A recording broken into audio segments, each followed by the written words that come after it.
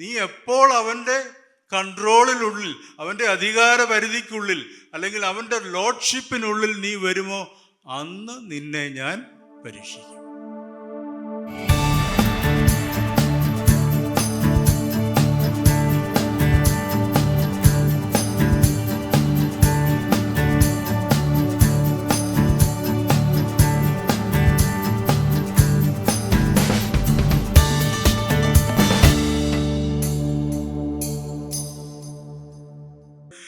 ഉൽപ്പത്തി പുസ്തകം 3-ാം അധ്യായത്തിൻ്റെ 1-ാം വാക്യം. Genesis chapter 3 verse 1. യഹോവയായ ദൈവം ഉണ്ടാക്കിയ എല്ലാ കാട്ടുജന്തുക്കളെക്കാളും പാമ്പ് കൗശലമേറിയതായിരുന്നു. അത് സ്ത്രീയോട്, തോട്ടത്തിലെ യാതൊരു വൃക്ഷത്തിൻ്റെ ഫലവും നിങ്ങൾ തിന്നരുതെന്ന് ദൈവം വാസ്തവമായി കൽപ്പിച്ചിട്ടുണ്ടോ എന്ന് ചോദിച്ചു. അടുത്ത വാക്യം.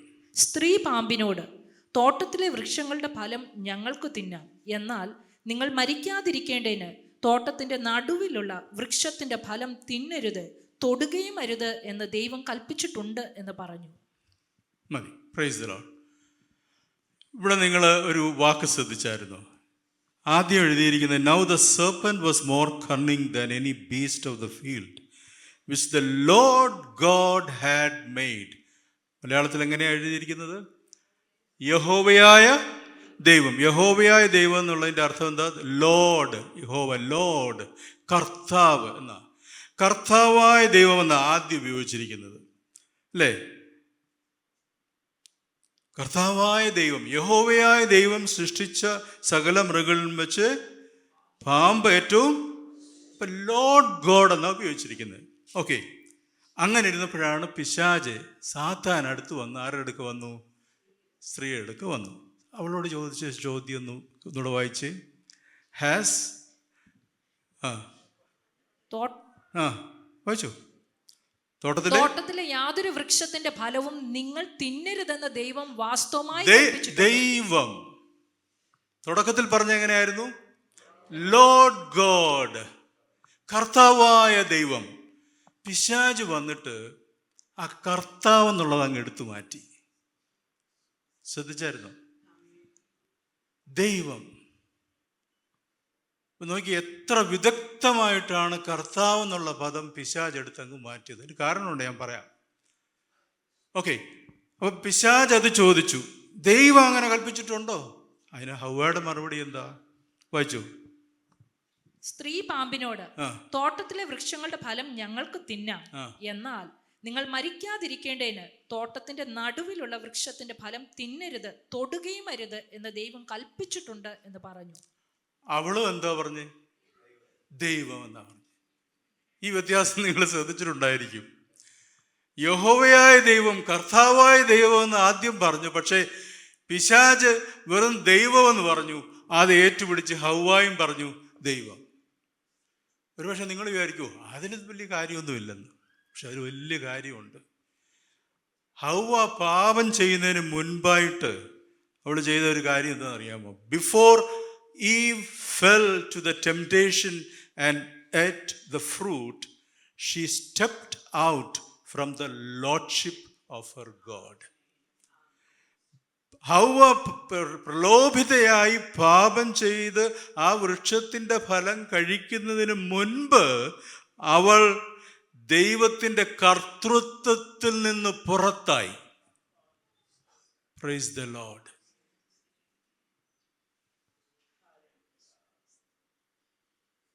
പിശാച് ദൈവം ഇല്ലെന്നൊന്നും പറയുന്നില്ല. പിശാചിനറിയാം ദൈവം ഉണ്ടെന്ന്. അവനാണ് സൃഷ്ടാവെന്നും പിശാചിനറിയാം. പക്ഷെ അവൻ്റെ സൃഷ്ടാവായ ദൈവത്തിൻ്റെ കർത്തൃത്വത്തെ അവൻ അംഗീകരിക്കുന്നില്ല. Satan does not recognize the lordship of God. നമ്മുടെ ജീവിതത്തിൽ നമ്മൾ ദൈവമേ എന്ന് വിളിക്കും. പക്ഷേ ഈ ദൈവം എൻ്റെ ലോർഡാണോ, എൻ്റെ കർത്താവാണോ? അവിടെയാണ് ഡിഫറൻസ്. എല്ലാവരും ദൈവമേ ദൈവമേ എന്ന് വിളിക്കും. പക്ഷേ ഈ ദൈവം എൻ്റെ കർത്താവ്. എന്താ കർത്താവ് എന്നുള്ള വാക്കിൻ്റെ അർത്ഥം? Who is A Lord? One who is my master. എൻ്റെ ജീവിതത്തെ നിയന്ത്രിക്കുന്നവൻ, എൻ്റെ ജീവിതത്തിൻ്റെ മേൽ കർത്തൃത്വമുള്ളവൻ, കർത്താവ്. എൻ്റെ ജീവിതത്തിൻ്റെ മേൽ കർത്തൃത്വവും അധികാരവുമുള്ളവൻ. The word Lord implies ownership. എൻ്റെ ഉടമസ്ഥൻ, അതോറിറ്റി, എൻ്റെ മേൽ അധികാരമുള്ളവൻ, എൻ്റെ മേൽ സ്വാധീനമുള്ളവൻ, ഇതൊക്കെയാ ഈ വാക്കിൻ്റെ അർത്ഥം. പക്ഷേ പിശാച് ഈ ദൈവത്തിൻ്റെ കർത്തൃത്വത്തെ അംഗീകരിക്കാത്തത് കൊണ്ടാണ് അവൻ പിശാചായി മാറിയത്. അതറിയാമല്ലോ. അവന് ദൈവമുണ്ട്, പക്ഷേ അവനെ സംബന്ധിച്ചിടത്തോളം ഈ ദൈവത്തിൻ്റെ കർത്തൃത്വത്തിൻ്റെ കീഴിൽ എനിക്കിരിക്കാൻ പറ്റത്തില്ല. അതുകൊണ്ടാണല്ലോ അവൻ നിഗളിച്ച് പാപം ചെയ്ത് പിശാചായിട്ട് മാറിയത്. പ്രിയമുള്ളവരെ, പിശാചിൻ്റെ ലക്ഷ്യം അതാ, നമ്മളെ ഓരോരുത്തരെയും ദൈവത്തിൻ്റെ കർത്തൃത്വത്തിൻ്റെ കീഴിൽ നിന്നും മാറ്റുക. നീ ദൈവമേ എന്ന് വിളിച്ചോ, എനിക്കൊരു പ്രശ്നവും ഇല്ല. നീ ദൈവം ഉണ്ടെന്ന് വിശ്വസിച്ചോ, I don't have any problem. ഈ സകലത്തെയും സൃഷ്ടിച്ചത് ദൈവമാണെന്ന് നീ വിശ്വസിച്ചാൽ എനിക്കൊരു പ്രശ്നവുമില്ല. പക്ഷേ നീ എപ്പോൾ, മനുഷ്യരോട് പിശാച് പറയുന്ന, നീ എപ്പോൾ അവൻ്റെ കൺട്രോളിനുള്ളിൽ, അവൻ്റെ അധികാര പരിധിക്കുള്ളിൽ, അല്ലെങ്കിൽ അവൻ്റെ ലോഡ്ഷിപ്പിനുള്ളിൽ നീ വരുമോ, അന്ന് നിന്നെ ഞാൻ പരീക്ഷിക്കും. എനിക്കത് പറ്റത്തില്ല. കാരണം ഞാൻ അംഗീകരിക്കുന്നില്ല ദൈവത്തിൻ്റെ കർത്തൃത്വത്തെ. അതുകൊണ്ട് നമ്മളും അംഗീകരിക്കാതിരിക്കാൻ വേണ്ടി പിശാച് സകല ശ്രമങ്ങളും നടത്തും. ദൈവത്തിന് സ്തോത്രം. നമ്മുടെ ജീവിതത്തിലെ, നമ്മുടെ ചെറുതും വലുതുമായ കാര്യങ്ങളിലെ കർത്താവിൻ്റെ ആ കർത്തൃത്വത്തെ, ദൈവത്തിൻ്റെ കർത്തൃത്വത്തെ നമ്മൾ അംഗീകരിക്കാതിരിക്കുമ്പോൾ, അല്ലെങ്കിൽ എൻ്റെ ജീവിതത്തിൻ്റെ മേൽ എനിക്കാണ് നിയന്ത്രണം, I am in control of my life എന്ന് പറയുന്നവരുണ്ട്. ഞാൻ പണ്ട് വെളിയിലായിരുന്ന സമയത്ത് എൻ്റെ ഒരു അറബിക് ഫ്രണ്ട് എന്നോട് പറയുമായിരുന്നു, mister James, how are you? അപ്പോൾ ഞാൻ പറയും, yeah I'm fine, thank you, how are you? അപ്പം അവൻ എന്നോട് ചോദിക്കും, how are you, everything under control, everything under control എന്ന് ചോദിക്കും. അപ്പം ഞാൻ പറയും, yeah everything is under his control എന്ന് പറയും. യാ റിയലി ഗുഡ് എന്ന് പറയും. അപ്പം നമ്മുടെയൊക്കെ ജീവിതത്തിൽ നമ്മുടെ കൺട്രോൾ ആരുടെ കൊടുക്കണം? കർത്താവിൻ്റെ കരങ്ങളിൽ കൊടുക്കണം. എത്ര പേരങ്ങനെ കൊടുത്തിട്ടുണ്ട് പ്രിയമുള്ളവർ? ഞാൻ പുതിയ ചിന്തയൊന്നുമല്ല നിങ്ങളോട് പറയുന്നത്. നമ്മൾ പലപ്പോഴും മറന്നു പോകുന്ന ഒരു കാര്യമാണ്, സിമ്പിൾ ബേസിക് ഫാക്റ്റ്. നമ്മുടെ ജീവിതത്തിൻ്റെ നിയന്ത്രണം കർത്താവിൻ്റെ കരങ്ങളിലാണോ? എൻ്റെ ജീവിതത്തിൽ കർത്താവ് ഒരു സൈഡ് സീറ്റ് പാസഞ്ചറാണോ, or he's in the driving seat? ഇങ്ങോട്ട് കാർ ഓടിച്ച് വന്നവരാണല്ലോ, ഞാൻ ആ കൺട്രോൾ ചെയ്ത് കാർ ഓടിച്ചുകൊണ്ട് വന്നത്. പലപ്പോഴും നമുക്ക് സ്റ്റിയറിംഗ് വീല് കർത്താവിൻ്റെ കൊടുക്കാൻ പ്രയാസമാണ്.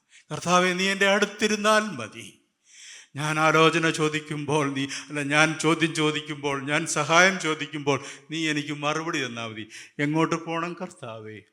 ശരിയല്ലേ, നമ്മളെല്ലാം ചെയ്യുന്നതാണ്. കർത്താവെ, ഞാൻ എങ്ങോട്ടാണ് തിരിയേണ്ടത്? അതിന് വചനമുണ്ട്, നീ ഇടത്തോട്ടോ വലത്തോട്ടോ തിരിയുമ്പോൾ വഴി ഇതാകുന്നു എന്നുള്ള ശബ്ദം ഞാൻ നിന്നെ കേൾപ്പിക്കുക. ഇതിനൊക്കെ നമുക്ക് വാക്യമുണ്ട്.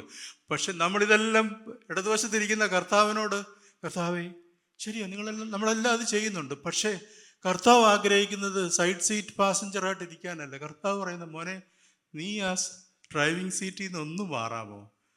എന്നിട്ട് നീ ഇപ്പുറത്ത് വന്നിരിക്കേ, ഞാൻ നിൻ്റെ ഡ്രൈവിംഗ് സീറ്റിൻ്റെ സ്റ്റിയറിംഗ് കൺട്രോൾ ഞാനൊന്ന് ഏറ്റെടുക്കട്ടെ. അയ്യോ, അത് മാത്രം പറയരുത്. അവിടെയാണ് ലോഡ്ഷിപ്പ് നഷ്ടപ്പെടുന്നത്.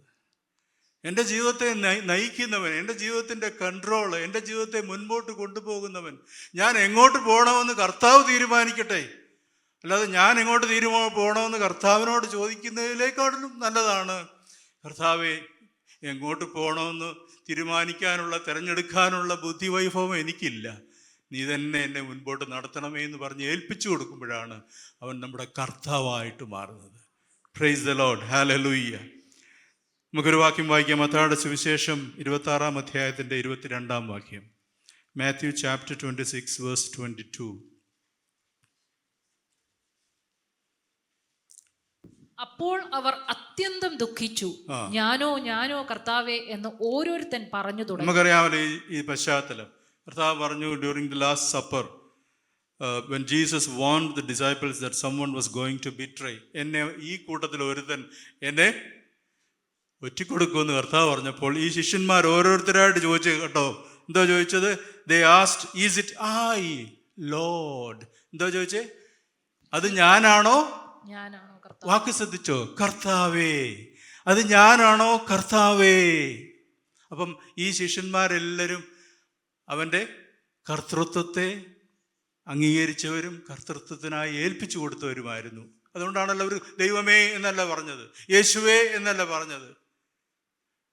അവർ കർത്താവിൻ്റെ യേശുവിൻ്റെ കർത്തൃത്വം അവർ ഏറ്റെടുത്തത്. അതുകൊണ്ടാണ് ഈസ് ഇറ്റ് ഐ ലോർഡ് എന്ന് ചോദിച്ചത്. എന്നാൽ ഇതിനകത്ത് ഒരാൾ ചോദിച്ച ചോദ്യം ശ്രദ്ധിച്ചായിരുന്നു, താഴ്ത്തു വായിച്ചേട്ടാ. അപ്പൊ യൂദ എന്താ പറഞ്ഞത്? അവൻ ഉത്തരം പറഞ്ഞത്, എന്നോട് കൂടെ കൈ താലത്തിൽ മുക്കുന്നവൻ തന്നെ എന്നെ കാണിച്ചു കൊടുക്കും. തന്നെക്കുറിച്ച് എഴുതിയിരിക്കുന്നത് പോലെ മനുഷ്യപുത്രൻ പോകുന്നു, സത്യം.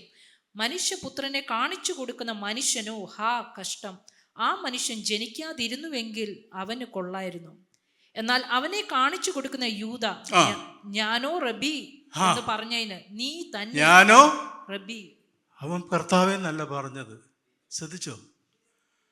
ഗുരു, ഞാനോ റബി. ഈ 3.5 വർഷം യേശുവിൻ്റെ കൂടെ നടന്നിട്ടും യൂദാസ് യേശുവിനെ കർത്താവായിട്ട് സ്വീകരിച്ചിരുന്നില്ല. സ്തോത്രം.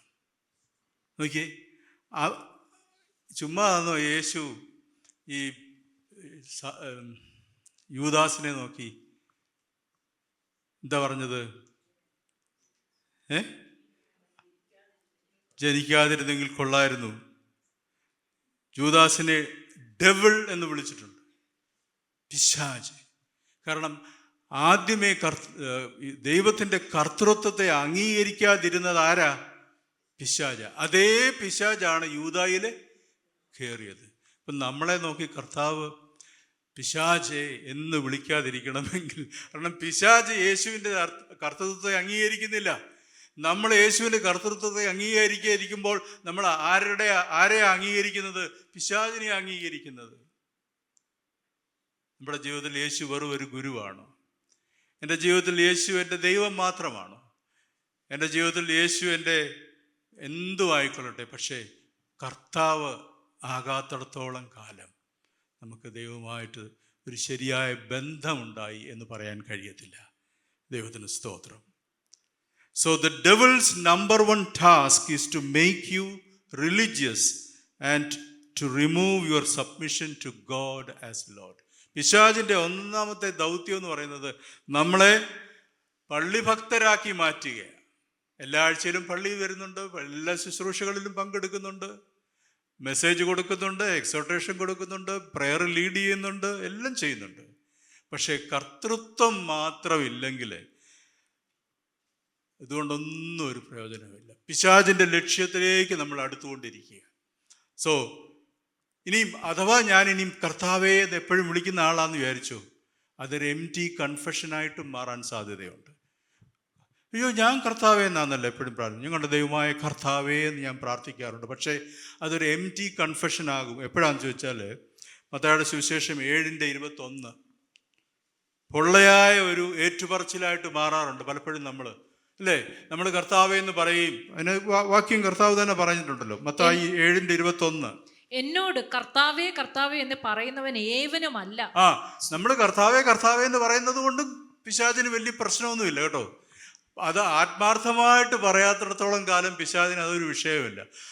നമ്മളെല്ലാവരും കർത്താവേ കർത്താവേ എന്ന് വിളിക്കുന്നുണ്ട്. പക്ഷേ ഒടുവിൽ കർത്താവ് നമ്മളോട് ചോദിക്കും, എന്നെ കർത്താവേ കർത്താവേ എന്ന് വിളിക്കുന്നവനല്ല, സ്വർഗസ്ഥനായ എന്റെ പിതാവിന്റെ ഇഷ്ടം ചെയ്യുന്നവനത്രേ സ്വർഗരാജ്യത്തിൽ കടക്കുന്നത്. ഞങ്ങൾ നിന്റെ നാമത്തിൽ അത് ചെയ്തു ഇത് ചെയ്തു എന്ന് പറഞ്ഞ് അന്ന് നിങ്ങൾ എല്ലാവരും എൻ്റെ അടുക്കൽ വരും. ഞാൻ നിങ്ങളോട് പറയും, ഞാൻ നിങ്ങളെ ഇപ്പം വാ കൊണ്ട് നമുക്ക് കർത്താവേ എന്ന് പറയാം. അതും പിശാചിന്റെ വേറൊരു തന്ത്രമാണ്. നമ്മളെ വെറുതെ വാ കൊണ്ട് പറയിപ്പിക്കും കർത്താവേ കർത്താവേ എന്ന്. പക്ഷേ ഹൃദയം കൊണ്ട്, നമ്മുടെ ജീവിതം കൊണ്ട്, നമ്മുടെ ദൈനംദിന പ്രവൃത്തികളിൽ കർത്താവ് അല്ലാതെ ഇരിക്കുന്ന ഒരവസ്ഥ നമുക്ക് നമ്മുടെ ജീവിതത്തിൽ ഉണ്ടാകാം. ഇവിടെ നിന്ന് ഇറങ്ങിപ്പോയി കഴിഞ്ഞാൽ എൻ്റെ വായ നിയന്ത്രിക്കുന്നവനാരാ? എൻ്റെ തീരുമാനങ്ങളെ നിയന്ത്രിക്കുന്നവനാരാ? എൻ്റെ സംസാരത്തെ, എൻ്റെ പെരുമാറ്റത്തെ, എൻ്റെ ഇടപാടുകളെ, ഇവയെ നിയന്ത്രിക്കുന്നവനാരാ? നമ്മൾ ആ ഒരു ഏൽപ്പിച്ചു കൊടുക്കലിനാണ് lordship, to be under the lordship of God എന്ന് പറയുന്നത്. ദൈവത്തിന് സ്തോത്രം.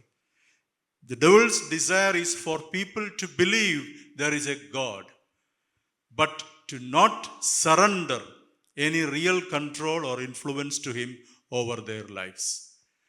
എൻ്റെ ജീവിതത്തിൻ്റെ അധികാരം, എൻ്റെ ജീവിതത്തിൻ്റെ മേലുള്ള അധികാരം ഞാൻ വിട്ടുകൊടുക്കാത്തിടത്തോളം കാലം പിശാചിന് ഒരു പ്രശ്നവുമില്ല. പിശാച് നിങ്ങളുടെ അടുക്കലേക്ക് വരുത്തേയില്ല. പക്ഷെ എപ്പോൾ ഞാൻ എൻ്റെ ജീവിതത്തെ കർത്താവിൻ്റെ കൈകളിൽ ഏൽപ്പിച്ച് അവൻ്റെ ലോർഡ്ഷിപ്പിൻ്റെ കീഴിൽ വരാൻ തീരുമാനിക്കുന്നുവോ, അപ്പോൾ പിശാച് വരും. കാരണം അവനത് ഒട്ടും ഇഷ്ടമല്ല. ദൈവത്തിന് സ്തോത്രം. So acknowledging the lordship of Jesus Christ requires 3 things. 3 കാര്യങ്ങൾ ചെയ്യണം. ഒന്ന്, his ownership. കർത്താവേ, ഞാനും എനിക്കുള്ളതെല്ലാം നിൻ്റേതാ. ഈ ഒരു സമർപ്പണത്തിലേക്ക് നമ്മൾ ഇന്നെത്തണം. കർത്താവേ, എൻ്റെ ജീവിതം അങ്ങയുടേതാ. ഞാനല്ല ഉടമസ്ഥൻ, ഞാൻ വെറും സൂക്ഷിപ്പുകാരൻ മാത്രമാണ്. അല്പകാലത്തേക്ക് നീ എന്നെ ഏൽപ്പിച്ചതേ ഉള്ളൂ ഇതെല്ലാം. അത് ഈ ശരീരമായിക്കൊള്ളട്ടെ, എൻ്റെ ജീവിതമായിക്കൊള്ളട്ടെ, എൻ്റെ കുടുംബമായിക്കൊള്ളട്ടെ, എനിക്ക് കർത്താവ് തന്ന കുഞ്ഞുങ്ങളായിക്കൊള്ളട്ടെ, ഭൗതിക സമ്പത്തായിക്കൊള്ളട്ടെ, സ്വത്തുവകകളായിക്കൊള്ളട്ടെ, എന്തുമായിക്കൊള്ളട്ടെ, എല്ലാത്തിൻ്റെ ഉടമസ്ഥൻ അങ്ങാ കർത്താവേ. ഞാൻ പണ്ട് കൊച്ചുനാളിൽ ഞങ്ങളുടെ അടുത്തൊരു ഉപദേശം ഉണ്ടായിരുന്നു. ഉപദേശി പ്രാർത്ഥിക്കുമ്പോഴിങ്ങനെയാണ് പ്രാർത്ഥിക്കുന്നത്. നമ്മളൊന്നും പ്രാർത്ഥിക്കാത്തൊരു പ്രാർത്ഥനയാണ്. എൻ്റെ ഉടമസ്ഥനായ ദൈവമേ എന്നാണ് പ്രാർത്ഥിക്കുന്നത്. അങ്ങനെ നമ്മൾ പ്രാർത്ഥിക്കാറുണ്ട്. എൻ്റെ ഉടമസ്ഥൻ, ആ ഒരു എൻ്റെ ജീവിതത്തിൻ്റെ ഉടമ കർത്താവായി മാറണം. ഒന്ന്, ഓണർഷിപ്പ്. രണ്ടാമത്, അബ്സല്യൂട്ട് സറണ്ടർ, പൂർണ്ണമായ ഒരു സമർപ്പണം. 3, willingness to serve his purpose. അവൻ്റെ ഹിതം നിറവേറ്റുവാൻ തക്കവണ്ണം എന്നെ ഏൽപ്പിച്ചു കൊടുക്കുക. ഒരു വാക്യം കൂടെ വായിച്ച് ഞാൻ നിർത്താം. 2 ശമൂവേൽ 15-ാം അധ്യായം, അതിൻ്റെ 25-ഉം 26-ഉം വാക്യങ്ങൾ. 2 ശമൂവേൽ 15-ന്റെ 25-ഉം 26-ഉം. രാജാവ് സാദോക്കിനോട്, നീ ദൈവത്തിന്റെ പെട്ടകം പട്ടണത്തിലേക്ക് തിരികെ കൊണ്ടുപോക. യഹോവയ്ക്ക് എന്നോട് കൃപ തോന്നിയാൽ അവൻ എന്നെ മടക്കി വരുത്തും. ഇതും തിരുനിവാസവും കാണുവാൻ എനിക്കിടയാകും. അല്ല, എനിക്ക് നിന്നിൽ പ്രസാദമില്ല എന്ന് അവൻ കൽപ്പിക്കുന്നുവെങ്കിൽ ഇതാ ഞാൻ ഒരുക്കം. അവൻ തനിക്ക് ഹിതമാകും വണ്ണം എന്നോട് ചെയ്യട്ടെ എന്ന് പറഞ്ഞു. അവസാന ഭാഗം ഒന്നുകൂടെ വായിച്ചാട്ടെ. അവൻ തനിക്ക് ഹിതമാകും വണ്ണം എന്നോട് ചെയ്യട്ടെ എന്ന് പറഞ്ഞു. നോക്കി, ദാവീദ് പറയുക, അവൻ തനിക്ക് ഹിതമാകും വണ്ണം എന്നോട് ചെയ്യട്ടെ. എത്ര പേർക്ക് ഇന്ന് പകൽക്കാലം പറയാൻ കഴിയും? കർത്താവിനോട് പറയാൻ കഴിയും, Lord, here I am, let him do to me as it seems good to him. Here I am Lord. കർത്താവേ, ഞാനിതാ എന്നെ തന്നെ സമർപ്പിക്കുന്നു, നിന്റെ കർത്തൃത്വത്തിനായിട്ട് ഞാൻ സമർപ്പിക്കുന്നു. Do to me as it seems good to you. നിനക്ക് ഇഷ്ടമുള്ളതുപോലെ എന്നോട് ചെയ്യണമേ. എനിക്ക് ഇഷ്ടമുള്ളതുപോലെ നീ എന്നോട് ചെയ്യണമെന്നല്ല, നിനക്കിഷ്ടമുള്ളതുപോലെ നീ എന്നോട് ചെയ്യണമേ. പ്രിയമുള്ളവരെ, നമ്മളൊക്കെ ദൈവത്തോട് പ്രാർത്ഥിക്കാറില്ല, we know it is God's will to heal, deliver and blesses, അല്ലേ? നമ്മളെ സൗഖ്യമാക്കുന്നതും നമ്മളെ വിടുവിക്കുന്നതും നമ്മളെ അനുഗ്രഹിക്കുന്നതും ദൈവത്തിൻ്റെ ഹിതമാണ്, ദൈവത്തിൻ്റെ ഇഷ്ടമാണ്. But if things don't go the way we want dum, നമ്മൾ ആഗ്രഹിക്കുന്ന രീതിയിൽ കാര്യങ്ങൾ നടക്കാതിരിക്കുമ്പോഴും, പ്രാർത്ഥിച്ചു, സൗഖ്യത്തിന് വേണ്ടി പ്രാർത്ഥിച്ചു, കിട്ടിയില്ല. വിടുതലിന് വേണ്ടി പ്രാർത്ഥിച്ചു, കിട്ടിയില്ല. അനുഗ്രഹത്തിന് വേണ്ടി പ്രാർത്ഥിച്ചു, ലഭിച്ചില്ല. അപ്പോഴും നമുക്ക് പറയാൻ കഴിയണം, let him do to me as it seems good to him. എൻ്റെ കർത്താവേ, കർത്തൃത്വത്തിലേക്ക് വരുന്നവർക്കേ ഇങ്ങനൊരു പ്രാർത്ഥന പ്രാർത്ഥിക്കാൻ കഴിയത്തുള്ളൂ. അല്ലെങ്കിൽ നമ്മൾ പിടിച്ചെടുത്ത് നമ്മളിങ്ങനെ നിൽക്കും, എനിക്കിത് തന്നേ പറ്റൂ. പിടിച്ചു വാങ്ങണ്ട, അതിൻ്റെ അടുത്ത സ്റ്റേജാണ് കേട്ടോ. പിടിച്ചു വാങ്ങുന്നതൊക്കെ ഒരു താഴത്തെ സ്റ്റേജാണ്. അത് കഴിഞ്ഞ് അടുത്തൊരു സ്റ്റേജുണ്ട്, നിന്റെ ഇഷ്ടം പോലെ. കർത്താവ് പ്രാർത്ഥിച്ചു, പിതാവേ കഴിയുമെങ്കിൽ ഈ പാനപാത്രം എങ്കിൽ നിന്ന് മാറ്റണമേ, എങ്കിലും എൻ്റെ ഇഷ്ടം അല്ല, നിന്റെ ഇഷ്ടം പോലെ എൻ്റെ ജീവിതത്തിൽ നടത്തണമേ. അതുകൊണ്ട് let us remain submitted to his lordship. കർത്താവിൻ്റെ ദൈവത്തിൻ്റെ കർത്തൃത്വത്തിൻ്റെ കീഴിലേക്ക് നമുക്ക് കടന്നു വരാം. അവൻ്റെ പ്രൊട്ടക്ഷൻ്റെ അംബ്രലയുടെ കീഴിൽ നമ്മളെ തന്നെ ഏൽപ്പിച്ചു കൊടുത്താൽ, ആ ലോഡ്ഷിപ്പിലേക്ക് ഏൽപ്പിച്ചു കൊടുത്താൽ പിശാചിൻ്റെ പ്രലോഭനങ്ങളെ അതിജീവിക്കുവാനായിട്ട് നമുക്ക് സാധിക്കും. ആ കർത്തൃത്വത്തിലേക്ക് വന്നാൽ വീഴത്തില്ലെന്ന് ഞാൻ പറയുന്നില്ല. അവൻ്റെ കർത്തൃത്വത്തിലേക്ക് വന്നു കഴിഞ്ഞാൽ നമുക്ക് പരാജയങ്ങൾ വരുത്തില്ലെന്ന് പറയത്തില്ല. കർത്തൃത്വത്തിലേക്ക് വന്ന പത്രോസ് വീണുപോയി, അല്ലേ, തള്ളി പറഞ്ഞു. പക്ഷേ ദൈവം അവരെ റീഇൻസ്റ്റേറ്റ് ചെയ്തു, അവനെ യഥാസ്ഥാനപ്പെടുത്തി. നീ അവൻ്റെ കർത്തൃത്വത്തിൻ്റെ കീഴിലാണെങ്കിൽ നീ വീണാലും ദൈവം നിന്നെ നിലംപരിചാകുവാൻ അനുവദിക്കത്തില്ല. Praise the Lord. ആ കർത്തൃത്വത്തിലിരിക്കുന്നവരെ ദൈവം കൈവിടത്തില്ലെന്നേ. ഹല്ലേലൂയ. അവൻ്റെ ലോഡ്ഷിപ്പ് എന്ന് അംഗീകരിച്ച് അവൻ്റെ കർത്തൃത്വത്തിൻ്റെ കീഴിൽ നിന്ന് ഏൽപ്പിച്ച് കൊടുത്തേ. ഹല്ലേലൂയ.